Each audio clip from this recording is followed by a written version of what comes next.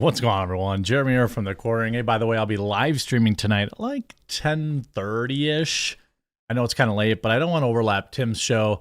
We're going to be breaking down everything that gets said and the Tim v. Shapiro bonanza, but hopefully then tomorrow will be the end of it. I'm hoping. But interesting story from over the weekend.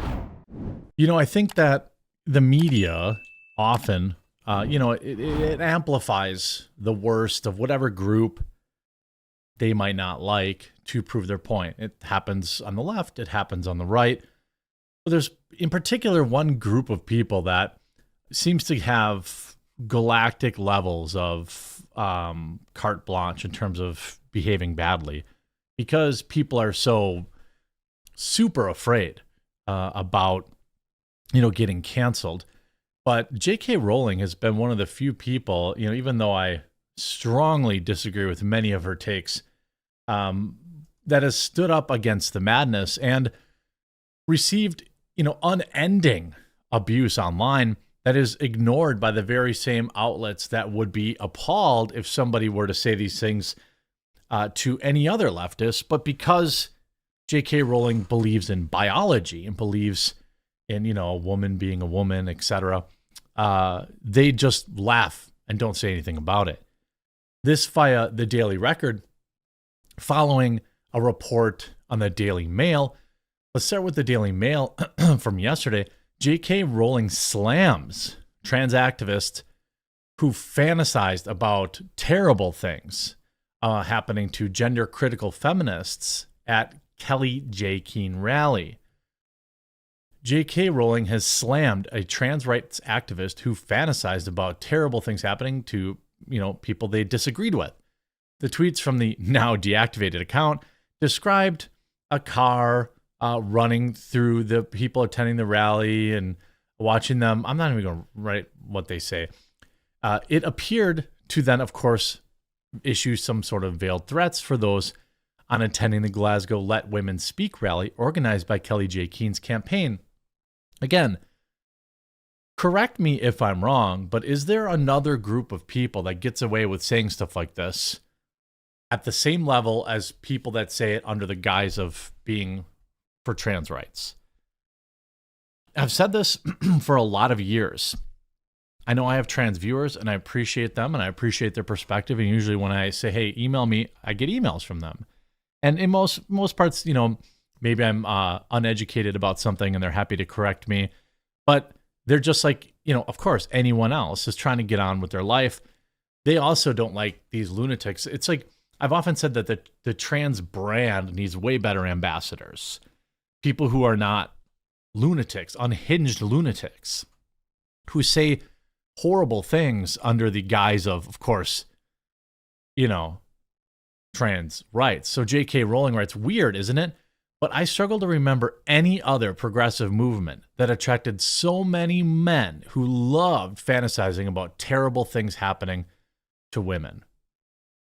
Yeah, I'd agree with that. The rally, due to take place in Glasgow Green on February 5th, was organized as a response to the Scottish government's attempt to push the controversial gender recognition reform bill. The tweets from the account at Skytraffic read, I sure would hate it if someone took their car to Glasgow Green on the 5th of February, and I'm not going to say anything. I'm not going to repeat the rest of the things they said.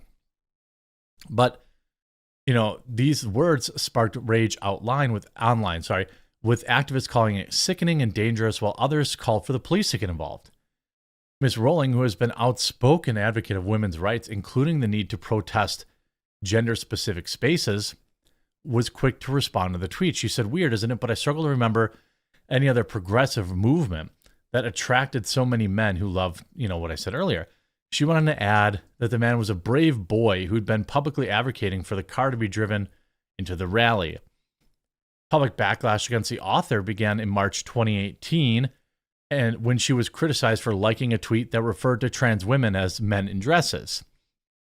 My position, again, has always been one of live and let live.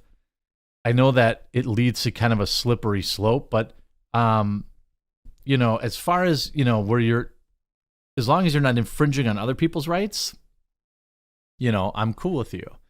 We saw recently, where this hockey star was lambasted for simply having a religious exemption from, worshiping at the altar of LGBTQ, which is what the mainstream and the Western media wants people to do.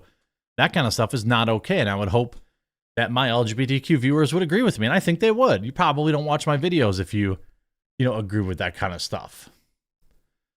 Days later in an online essay, backlash began in 2018 when she was criticized for liking that tweet. Days later in an online essay, Rowling wrote that her interest in trans issues originated from being a survivor of bad behavior and having concerns around single gender spaces.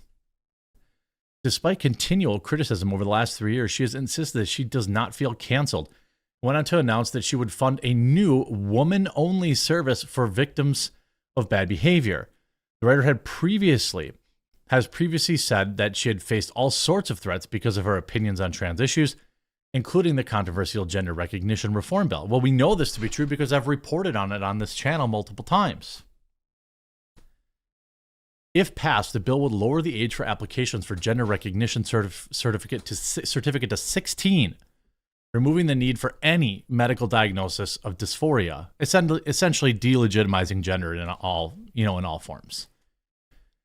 Earlier this week, the UK government vetoed Nicola Sturgeon's plan to overhaul the gender recognition laws, with former Supreme Court judge saying the chances of it being overturned are extremely low.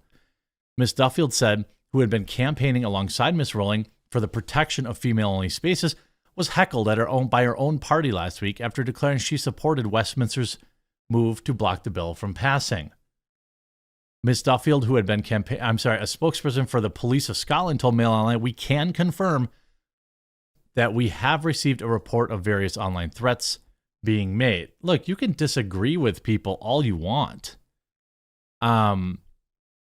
But it's so bizarre to me that, in general, the press doesn't say anything about, these lunatics who go way over the line. Why don't we call out our own?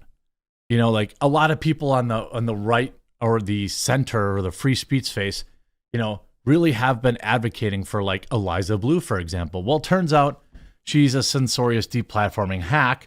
And it's like, where's all the support? Where is everyone talking out against? We have to be able to call out our own. That's why, people will say like, oh, well, why do you always go out of your way to say you're not a conservative? Or why do you always go out of your way to say that you're not a Republican or whatever? Because I'm not.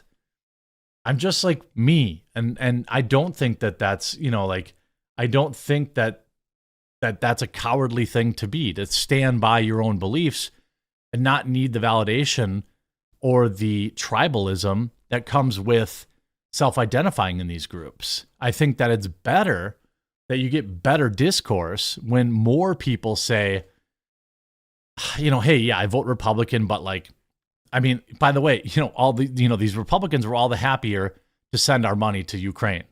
That's an inconvenient truth for a lot of people who support Republicans. That they were happy to send all of our money over there, right? It was the most important thing that Republicans could do.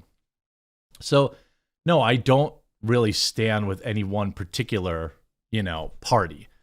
I may vote one way consistently now, but I don't uniformly endorse things.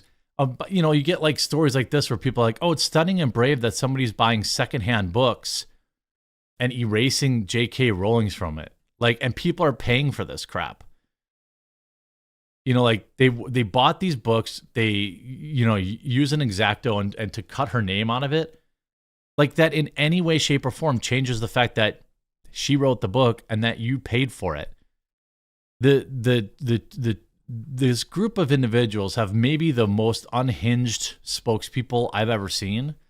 And it doesn't do them any good because it's like you just can't have, people who go on TikTok and say these heinous things, or people that are like, oh, what we really got to do is we got to talk to kids about this stuff, or hey, let's ignore the fact that 99% of women, if you ask them probably privately, would they be comfortable, sharing the bathroom with biological men? The overwhelming majority of them would have some apprehension to that. That's just a fact. But people are so afraid to say it online or say it in like, any kind of public forum, because there's galactic powers in supporting this group of people unendingly. There's nothing wrong with supporting a group of people, but that doesn't mean you have to support every little thing they say. This is the problem with tribalism. I hope you enjoyed this video. If you did, please do leave a like on it. I can't wait to see you on tonight's late night live stream, and we'll talk to you again real soon.